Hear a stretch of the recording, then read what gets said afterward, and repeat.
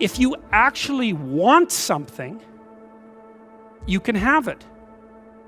Now the question then would be, well, what do you mean by actually want?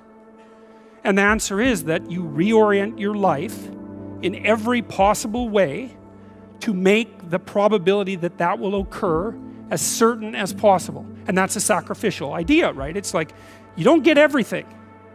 Obviously. But maybe you can have what you need. And maybe all you have to do to get it is ask. But asking isn't a whim or today's wish. It's like, you have to be deadly serious about it. You have to think, okay, like I'm taking stock of myself. And if I was going to live properly in the world and I was going to set myself up such that being would justify itself in my estimation, and I don't mean as a harsh judge, exactly what is it that I would aim at?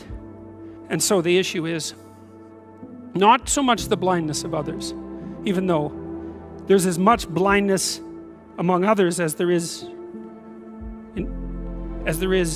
for you. But the issue here, the advice here, the description here is, you should be concerned about what's interfering with your own vision first. And you should leave other people the hell alone in relationship to that.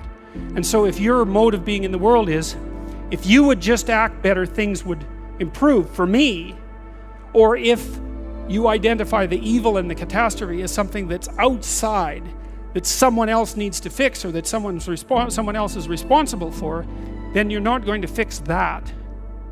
And you're going to remain blind to the things that you're doing and not doing that make things not go well. And so it's just better to think, all right, I'm probably blind in many, many ways. And maybe there are some ways that I could rectify that, because it's highly probable that you're blind in all sorts of ways. I mean, in fact, it's virtually certain. And so it's just more useful to think, how is it that I'm wrong in this situation? I'll tell you something that I learned to do when I was arguing with my wife, which happened quite frequently, because when you actually communicate with people, you find out that there's many things that you don't agree on. And that's because you're actually different creatures.